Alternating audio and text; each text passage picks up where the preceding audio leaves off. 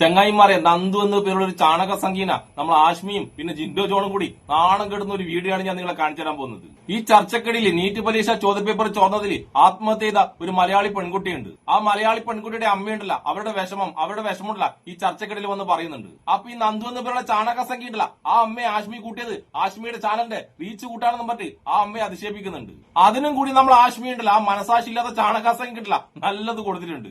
അത് മാത്രമല്ല ഈ ചർച്ചയുടെ അവസാനം ഉണ്ടല്ല, ഈ ചാണക സംഖ്യയും പിന്നെ ഈ ചാണക സംഖ്യയുടെ നേതാവായ മൂത്തജിക്കും കൂടി നമ്മളെ ജിൻഡോ ജോണും നല്ലോണം കൊടുത്തിട്ടുണ്ട്. എന്തായാലും നമുക്ക് ഈ ചാണക സംഖ്യ അവർ രണ്ടാളും കൂടി നാണം കെടുന്ന ആ മനോഹരമായ വീഡിയോ ഒന്ന് കണ്ടിട്ട് വരാം. അമ്മ ജന്തർ മന്ദറിലെ സമരവേദിയിലേക്ക് പോയിട്ടുണ്ടോ എന്നറിയില്ല. ജന്തർ മന്ദറിലെ സമരവേദിയിൽ രാധികാമയെ പോലെ ഒരുപാട് പേരെ കണ്ടു അവിടെ. എന്ന് പറഞ്ഞാൽ കാർഗിൽ രാജ്യത്തിന് വേണ്ടി പോരാടിയ ഒരു സൈനികൻ നിൽപ്പുണ്ടായിരുന്നു. റിയയുടെ പിതാവാണ്. സഹോദരൻ നഷ്ടപ്പെട്ട മറ്റൊരു സഹോദരൻ നമ്മൾ അവിടെ കണ്ടു. ഒരുപാട് പേരുടെ വേദന കൂടി നമ്മൾ ആ ജന്തർ മുഖത്ത് സമരമുഖത്ത് കണ്ടു. ആ ആവശ്യം ഉന്നയിച്ചവരോട് കുറച്ചുകൂടി അനുതാപപൂർവ്വം പെരുമാറണമായിരുന്നു സർക്കാരുകൾ എന്നൊരു നിലപാട് അമ്മയ്ക്കുണ്ടോ? ഉണ്ട്, ഉറപ്പായിട്ടുണ്ട്. കാരണം അവരുടെ ഭാഗത്തുനിന്ന് വന്ന മിസ്റ്റേക്ക് അല്ലേ ഇത്. എത്ര കുട്ടികളാണ് ടെൻഷൻ അടിച്ചത്, എത്ര കുട്ടികൾ ആശങ്കപ്പെട്ടത്. അതിൽ എത്ര കുട്ടികൾക്ക് ആ ശക്തി തിരിച്ചു കിട്ടിയതുകൊണ്ട് അവർ ജീവിതത്തിലേക്ക് വന്നത്. അതിൽ കുറച്ച് കുട്ടികൾക്ക് പറ്റിയില്ല, അവർക്കത് തരണം ചെയ്യാൻ വേണ്ടി പറ്റിയില്ല. ആ വേദന അത് പരിഹാരമില്ലാത്ത വേദനയാണ്. പക്ഷേ ആ വേദനയ്ക്കൊപ്പം നിൽക്കുന്നു. ഇനി ഒരു അച്ഛനും അമ്മയ്ക്കും പുത്രദുഃഖമാണ് ജീവിതത്തിൽ ഏറ്റവും വലിയ വേദന. അത് ഉണ്ടാവാതിരിക്കട്ടെ എന്ന പ്രാർത്ഥന ഐജയുടെ അമ്മയോട് അല്ല എന്താണ് പറയുക ഈ സമയം. CS നന്ദു ഇവിടെ ഐജ മാത്രമല്ല, ഐജയുടെ അമ്മ ഇരിക്കുകയാണ് ഇവിടെ. നമ്മൾ ഐജയുടെ അമ്മ രാധികമ്മ പൊക്കോളൂ, നമ്മൾ മറ്റ് രാഷ്ട്രീയ വിഷയങ്ങളിലൊക്കെ പോവാണ്. ആ സങ്കടത്തിനൊപ്പം ഒപ്പം എല്ലാ കാലവും ഉണ്ട് രാധിക. CS നന്ദു ഐജ മാത്രമല്ല, ഋത്വിക് മിശ്ര, അൻഷിക പാണ്ഡെ, ഭാഗ്യശ്രീ, ഉമേഷ് മാലി, റിയാകുമാരി താപ്പ, അനു കീർത്തന, റീമ ബീഗം, പ്രദീപ് മേഘ്വാൾ, കഹാൻ പട്ടേൽ, ആകാംക്ഷ. നമ്മുടെ സർക്കാരിന്റെ പക്കൽ കണക്കില്ല. ഇനിയും എത്രയോ ചോപ്പട്ടികളാണ് സിസ്റ്റം പരാജയം കുറയ്ക്ക് കൊടുത്തവരാണ്. അവർക്ക് നീതി തേടി ഇറങ്ങിയവരുടെ തലയടിച്ച് പൊട്ടിച്ചതിന്, പെല്ലറ്റ് ഗണ്ണിൽ കാഴ്ച കളഞ്ഞതിന്, ആതങ്കവാദികളെന്ന് അമേരിക്കൻ ഫ്രണ്ട് അധിക്ഷേപിച്ചതിനൊക്കെ രാജിവെച്ചിട്ടെങ്കിലും സമസ്താപരാധം മാപ്പ് പറയണ്ടേ CS നന്ദു? ശ്രീ ഹാഷ്മി, ഞാൻ താങ്കളുടെ രാഷ്ട്രീയം പറയുന്നതിനോട് എനിക്ക് ഒരു തരത്തിലുള്ള വിയോജിപ്പുമില്ല. പക്ഷേ അതിന് ഇത്തരം അമ്മമാരെ അവരുടെ ആ പുത്രദുഃഖത്തെ കൂടി താങ്കളുടെ TRPക്ക് വേണ്ടി ഉപയോഗിക്കുന്നതിനോട് വളരെ വലിയ വിയോജിപ്പ് എനിക്കുണ്ട്. അത് ആദ്യം തന്നെ താങ്കളോട് പറയുന്നു. ഞാൻ മനസ്സിലാക്കുന്നത് ഇവിടെ ഈ പരീക്ഷയിൽ സിസ്റ്റം ഗുരുതിയിൽ നഷ്ടപ്പെട്ട ഒരു അമ്മയാണ്. ആ അമ്മയെ കേരളം കേൾക്കുകയാണ്. അമ്മയെ കേരളം കേൾക്കുന്നതിനെ TRP റേറ്റിംഗ് കണക്ട് ചെയ്യുന്ന അങ്ങയുടെ മാനസിക നിലവാരത്തോടെ സഹതാപം അങ്ങ് പറഞ്ഞു പൂർത്തിയായിക്കോളൂ. അല്ല, എന്തായാലും താങ്കളുടെ മാനസിക നിലവാരത്തെക്കാൾ മാന്യമായ മാനസിക നിലവാരമാണ് എന്റേത്. അത് മനസ്സിലായി. അത് നേരത്തെ ഒരു അമ്മ ഇരിക്കുമ്പോൾ ആ അമ്മയെ ഇതിലേക്ക് കൊണ്ടുവന്നത് എന്നുള്ളത് കൃത്യമായി അത് കേരളം കേൾക്കണം. അതുകൊണ്ടാണ് ഇത്രയും ഇഷ്ടപ്പെടില്ല. അല്ല, എനിക്ക് അമ്മയെ പോലെ കാര്യം അതൊരു മകൾ നഷ്ടപ്പെട്ട അമ്മയുടെ വേദനയാണ്. ആ വേദന കേരളം കേൾക്കുകയാണ്. എനിക്കടക്കം സങ്കടം വരികയാണ്. ആ സങ്കടത്തിന് താങ്കൾക്ക് പെട്ടെന്ന് TRP ഓർമ്മ വരുന്നെങ്കിൽ ഗംഭീരമാണ്. താങ്കൾ പറഞ്ഞോളൂ. പറയുന്നത് താങ്കൾ പറയുന്നത് മനുഷ്യ വിരുദ്ധത ഞാൻ ചൂണ്ടിക്കാണിച്ചതാണ്. ഏത് രാഷ്ട്രീയ പ്രത്യയശാസ്ത്രമായിക്കോട്ടെ, താങ്കൾ പറഞ്ഞതിലെ മനുഷ്യ വിരുദ്ധത ചൂണ്ടിക്കാണിച്ചതാണ്. നന്ദു, താങ്കളെ പോലെയുള്ളവർ പറയുന്ന ഈ വൃത്തികേട് കേൾക്കാതിരിക്കാനാണ് ഞാൻ അമ്മയോട് പൊക്കോളാൻ പറഞ്ഞത്. നന്ദു, താങ്കളെ പോലെയുള്ളവരുടെ ഈ രാഷ്ട്രീയ വൃത്തികേട് അത് കേൾക്കാതിരിക്കാനാണ് അമ്മ പൊക്കോളൂ എന്ന് ഞാൻ പറഞ്ഞത്. അമ്മ പൊക്കോട്ടെ, ഇത് കേൾക്കണ്ടല്ലോ. ഒരു മകൾ നഷ്ടപ്പെട്ട അമ്മ കേരളത്തോട് അവരുടെ വേദന പറയുമ്പോൾ നന്ദു TRP പറയാണ്.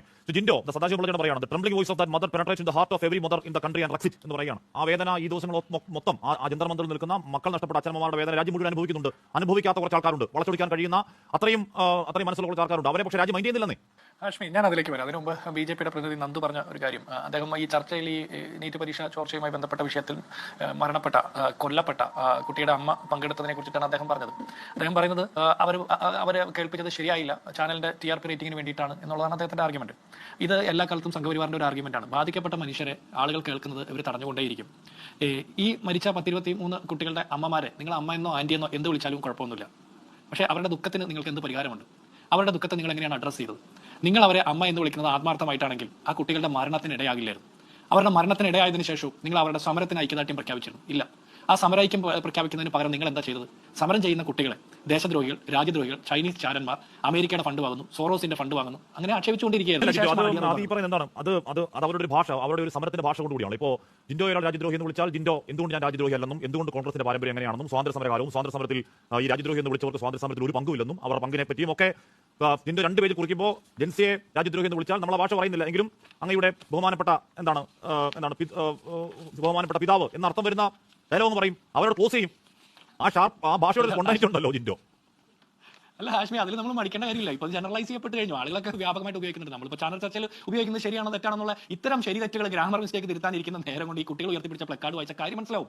നമ്മളിപ്പോൾ ചുരുളി സിനിമ ഇറങ്ങിയപ്പോൾ ആ സിനിമയിൽ ഉപയോഗിച്ച പദപ്രയോഗങ്ങളൊന്നും തെറ്റല്ല, അതൊന്നും കുഴപ്പമില്ലെന്ന് കേരള ഹൈക്കോടതി പോലും പറഞ്ഞിട്ടുണ്ട്. ഇപ്പോൾ ഞാനിതൊന്നും പറയുന്നില്ല, പക്ഷേ ഈ ദേശദ്രോഹി രാജ്യദ്രോഹി എന്ന് വിളിക്കുന്നവർക്ക് ചുട്ട മറുപടി കൃത്യമായിട്ട് ഒറ്റ പോസ്റ്ററിൽ കുട്ടികൾ ഉയർത്തി കാണിച്ചിട്ടുണ്ട്. അത് ഇവർ ഇടയ്ക്കിടയ്ക്ക് എടുത്ത് നോക്കിയാൽ മതി. നമ്മളെക്കുറിച്ച് പറയുമ്പോൾ നമ്മൾ ചില സാമ്പ്രദായിക മര്യാദയുടെ പേരിൽ കുറച്ച് വേറെ രീതിയിൽ അതിനെ പറഞ്ഞു വെക്കെങ്കിലും ഇവർക്ക് മനസ്സിലാകുന്ന ഭാഷയിൽ ജൻസി കുട്ടികൾ പറയുന്നു എന്ന് മാത്രം തിരിച്ചറിയാം. അപ്പോൾ ഞാൻ വിചാരിക്കുന്നത് ഈ കുട്ടികളുടെ ലാംഗ്വേജ് ഇവർക്ക് മനസ്സിലായില്ല.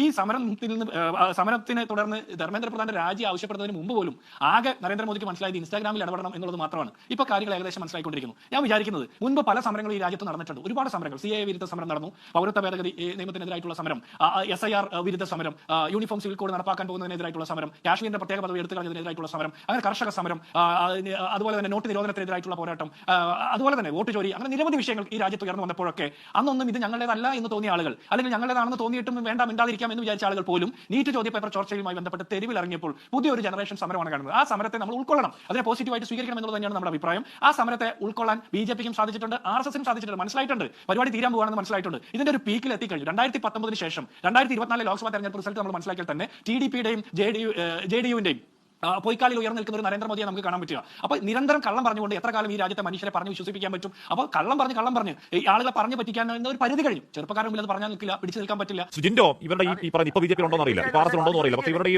ഒരു ബുദ്ധിജീവി, ഒരു ഇന്റലിജൻസ് സെല്ലായിരുന്ന ഒരാൾ പറഞ്ഞാൽ കേട്ടു. അതായത് അദ്ദേഹത്തിന്റെ പക്കലാണ് അധികാരമെങ്കിൽ ഞാൻ 4 സ്ക്വയർ കിലോമീറ്റർ ദൂരത്ത് കർഫ്യൂ ഏർപ്പെടുത്തും, ജനക്കൂട്ടത്തോട് പിരിഞ്ഞു പോകാൻ മൈക്കിൽ 3 തവണ ആവശ്യപ്പെടും, പിന്നെ വെടിവെക്കും, ആളുകൾ ചിതറിയോടും, കുറെ പേര് മരിക്കും, കുറെ പേർക്ക് അംഗഭംഗം സംഭവിക്കും, ശവങ്ങൾ പെറുക്കി ആശുപത്രിയിൽ കൊണ്ടുപോകും, 4 മണിക്കൂർ കൊണ്ട് രംഗം ശാന്തമാകും, so many things will happen. ഇവരുടെ ഒരു പഴയ ITS ബുദ്ധിജീവി പറയുന്നതാണോ ജിൻഡോ? ഭാഗ്യം അങ്ങനെ ഉണ്ടായില്ലോ അവിടെ. TG മോഹൻദാസ് അല്ലേ, അയാൾ അതിലും വലിയ വിവരക്കേടും പറയും, വൃത്തികേടും പറയും. അത് കേട്ട് കൈയടിക്കാൻ കുറെ സോക്കോൾഡ് ബുദ്ധിജീവികൾ, സംഘപരിവാർ ബുദ്ധിജീവികൾ ഇരിപ്പുണ്ട്. ഇതുപോലെയുള്ള കള്ളക്കളവന്മാരൊക്കെ ജന്തർ മന്ദറിൽ സമരം നടക്കുന്ന പിള്ളേരുടെ എന്നായിരുന്നു അവന്മാർ കൈകാര്യം ചെയ്ത് വിട്ടാൻ അവരെല്ലാവരും കൂട്ടിയിട്ട്. വെറുതെ ഈ 4 ചുമരിന്റെ അകത്ത് അടച്ചിരുന്നിട്ട് ഈ തള്ളാനല്ലാതെ ഇവർക്ക് എന്ത് ചെയ്യാൻ പറ്റും? കഴിഞ്ഞ 12 വർഷം ഈ രാജ്യം ഭരിച്ചു, ഇവരുടെ 56 ഇഞ്ച് നെഞ്ചുകാരൻ എന്ത് നേട്ടമാണ് ഉണ്ടായത്? ഇപ്പോഴും ജവഹർലാൽ നെഹ്റുവിനെ കുറ്റം പറയും, മഹാത്മാഗാന്ധിയെ കുറ്റം പറയും, ഇന്ദിരാഗാന്ധിയെ കുറ്റം പറയും. ഇപ്പോൾ ഇവിടെ നന്ദു തന്നെ പറഞ്ഞ സ്വാതന്ത്ര്യ സമരകാലത്ത് പങ്കില്ലാത്ത പിതാക്കന്മാർ, അക്ഷരാർത്ഥത്തിൽ ശരിയാണ്. അത് സംഘപരിവാറിനെ കുറിച്ചിട്ടായിരിക്കും അദ്ദേഹം പറഞ്ഞത്. ഈ ചർച്ച നടക്കുന്നതിനിടയ്ക്ക് ഞാൻ കണ്ണാടി നോക്കിയിട്ടുണ്ടോ? സ്വാതന്ത്ര്യ സമര ചരിത്രത്തിൽ പങ്കില്ലാത്തത് സംഘപരിവാറിന് മാത്രമാണ്. ബ്രിട്ടീഷുകാർക്ക് പാദസേവ ചെയ്ത് ഷൂ നക്കി തിരക്കിൽ ഒളിസേവ നടത്തിക്കൊണ്ടിരിക്കുകയായിരുന്നു. ഇന്ത്യൻ നാഷണൽ കോൺഗ്രസിന്റെ നേതൃത്വത്തിലുള്ള ധീര ദേശാഭിമാനികൾ രാജ്യത്തിന് വേണ്ടി പോരാടുന്ന സമയത്ത് ഇവർ വേറെ കുറെ പണികളിലായിരുന്നു. അപ്പോൾ അതിനെക്കുറിച്ച് ഓട്ടത്തായിരിക്കും അദ്ദേഹം അതിനെക്കുറിച്ച് പറഞ്ഞത്. പിന്നെ ഇന്ദിരാഗാന്ധിയുടെ കാലത്തെ അടിയന്തരാവസ്ഥയെക്കുറിച്ച് പറഞ്ഞു. 1977 ഫെബ്രുവരിയിലും 78 ജനുവരിയിലും അടിയന്തരാവസ്ഥ പ്രഖ്യാപിച്ച അതേ ഇന്ദിരാഗാന്ധി തന്നെ അടിയന്തരാവസ്ഥ അന്നത്തെ രാഷ്ട്രീയ സാഹചര്യത്തിൽ ആവശ്യമായിരുന്നു എന്ന് തോന്നുന്നെങ്കിലും പക്ഷേ അതിന്റെ ഭാഗമായിട്ട് ജനങ്ങൾക്കുണ്ടായ കെടുതികളുടെ മാപ്പ് ചോദിച്ചിട്ടുണ്ട്. നരേന്ദ്രമോദി കഴിഞ്ഞ 12 വർഷം രാജ്യത്തെ മനുഷ്യർക്കുണ്ടായ ഏതെങ്കിലും കെടുതിയിൽ എന്തെങ്കിലും തെറ്റുപറ്റിപ്പോയി എന്ന് പറഞ്ഞിട്ടുണ്ടോ? ഇനി ഇന്ദിരാഗാന്ധിയുടെ സമരത്തെ അഡ്രസ് ചെയ്ത രീതിയെക്കുറിച്ച് താങ്കൾ പറഞ്ഞു. SFIക്കാർ ഇന്ദിരാഗാന്ധിയുടെ വസതിക്ക് മുമ്പിൽ സമരം ചെയ്തപ്പോൾ അങ്ങോട്ട് ഇറങ്ങിച്ചെന്ന് ആ പ്രമേയം, ഇന്ദിരാഗാന്ധിക്കെതിരായിട്ടുള്ള പ്രമേയം കേൾക്കുകയും ആ സമരക്കാരോട് സംസാരിക്കാനുള്ള ജനാധിപത്യ മര്യാദ കാണിച്ചിരുന്നു. അതിനുശേഷം ഇപ്പോൾ പട്ടിണി കിടന്ന വാങ്ചുക്കിന്റെ അച്ഛൻ സോനം വാങ്ങിയാൽ സമരം കിടന്നപ്പോൾ അങ്ങോട്ട് നേരിട്ട് ചെന്ന് ആ സമരം അവസാനിപ്പിക്കാൻ വേണ്ടിയിട്ട് സന്ധി സംഭാഷണം നടത്തിയ ആളാണ് ഇന്ദിരാഗാന്ധി.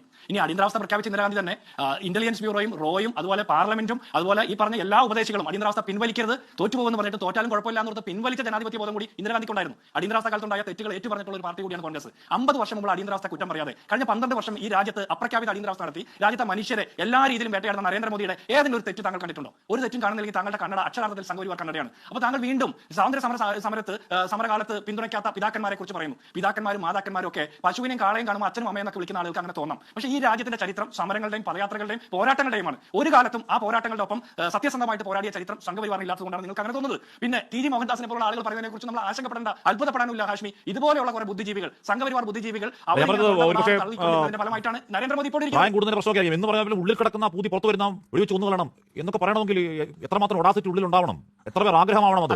അല്ല ഹാഷ്മി, അതിനുള്ള മറുപടി ഇത്രയേ ഉള്ളൂ. ആ കുട്ടികൾ ഉയർത്തിപ്പിടിച്ച പോസ്റ്ററില്ലേ TG മോഹൻദാസിന്റെ പിതാമഹന്മാരുടെ മാത്രമല്ല ഈ രാജ്യം എന്നുള്ളതാണ് അതിനുള്ള മറുപടി. മനസ്സിലായില്ലേ? ബാക്കി ആ കുട്ടികൾ പറഞ്ഞാൽ അങ്ങനെ തന്നെ പറയണല്ലോ എന്ന് ഓർത്തിട്ടാണ് ഇവർ വിചാരിച്ചിരിക്കുന്ന ഇവരുടെയൊക്കെ തറവാട്ട് സ്വത്താണ് ഇന്ത്യ മഹാരാജ്യം എന്നാണ്. ഇവർ എന്ത് തേങ്ങയാണ് ഉണ്ടാക്കിയത് കഴിഞ്ഞ 12 വർഷമായിട്ട്? ഈ രാജ്യത്ത് ഉണ്ടായിട്ടുള്ള എല്ലാ നഷ്ടങ്ങളുടെ ഉത്തരവാദിത്വം ഇവർക്കല്ലേ? 22 ലക്ഷം കുട്ടികൾ എഴുതിയ പരീക്ഷയിൽ 22-ലധികം കുട്ടികൾ ആത്മഹത്യ ചെയ്യുന്നു. 6 മാസത്തിനിടയിൽ 10-23 മനുഷ്യർ മരിക്കുന്നു. 5 വർഷത്തിനുള്ളിൽ 193 മനുഷ്യർ മരിക്കുന്നു. അതിന് ഉത്തരവാദിത്തം പറയണ്ടേ? അല്ല ചുമ്മാ പാദയാത്രയ്ക്ക് എതിരായിട്ട് സെൽഫി വീഡിയോ കളിച്ചാൽ മതിയോ? പാർലമെന്റിൽ മറുപടി പറയാതെ ഓടി വിളിച്ച ആളുടെ പേരാണ് പ്രധാനമന്ത്രി നരേന്ദ്രമോദി. ചുമ്മാ തള്ളിക്കൊണ്ടിരിക്കുക. ഒരു സ്പോണ്ടേനിയസ് പ്രസ് മീറ്റിന് ഇതുവരെ തയ്യാറായിട്ടുണ്ടോ? ഭീരുക്കളാണ് ഇവർ. സവർക്കർ സ്വന്തം നിലയിൽ സ്വയം ധീരൻ എന്ന് വിളിച്ച പോലെ നരേന്ദ്രമോദിയും അയാളുടെ കൂടെ നിൽക്കുന്ന കുറെ ആളുകളും ധീരൻ എന്ന് വിളിക്കുന്നു. ഈ രാജ്യങ്ങളുടെ ഏറ്റവും വലിയ ദേശദ്രോഹിയുടെ പേരാണ് നരേന്ദ്രമോദി. ഈ രാജ്യത്തെ സകല മനുഷ്യരെ ജാതിയുടെ, മതത്തിന്റെ, ഭാഷയുടെ, വിശ്വാസത്തിന്റെ, ഭക്ഷണത്തിന്റെ ഒക്കെ പേരിൽ ഭിന്നിപ്പിക്കാൻ വേണ്ടി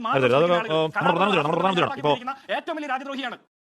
വെറുതെ ചൊറിഞ്ഞ ചാണക സംഖ്യ ഉണ്ടല്ല, രണ്ടാളും നല്ലോണം കൊടുത്തപ്പം ചാണക സംഖ്യ ഉണ്ടല്ല നല്ലോണം അങ്ങ് വയറ് നിറഞ്ഞു. ഈ ചർച്ചയുടെ അവസാനമുള്ള ഈ ചാണക സംഖ്യ വൻ ബഹളാണ്, വൻ ബഹളാക്കിയിട്ടുണ്ടല്ല അലമ്പാക്കുന്നുണ്ട്. നമ്മൾ ഒട്ടകം ഗോപാലിന്റെ ശിഷ്യനായിട്ട് വരും ഇന്ന് അന്തൊന്നു പേരുള്ള ഈ ചാണക സംഖ്യ. അതുകൊണ്ട് നമ്മളെ രാജ്യസ്നേഹം പഠിപ്പിക്കാൻ വേണ്ടി വരുന്ന ഇവരെപ്പോലത്തെ ചാണക സംഖ്യ ഉണ്ട്. ആ വിദ്യാർത്ഥികളുണ്ടല്ല, ആ വിദ്യാർത്ഥികൾ വിളിച്ച ഒരു മുദ്രാവാക്യം പറയാനുള്ളത്, രാജ്യദ്രോഹി നിന്റെ തന്ത, തീവ്രവാദികളുണ്ടല്ല അത് നിന്റെ ബാക്കിയുള്ള തന്തമാർ. അപ്പോഴെന്തായാലും ഈ ചാണക സംഖ്യ കണ്ടം വഴിയോടിച്ച ആഷ്മിക്കും ജിൻഡോ ജോണിനും എന്നെ ഇഷ്ടപ്പെടുന്ന എല്ലാവർക്കും എന്റെ ഒരു നല്ല സുലാൻ.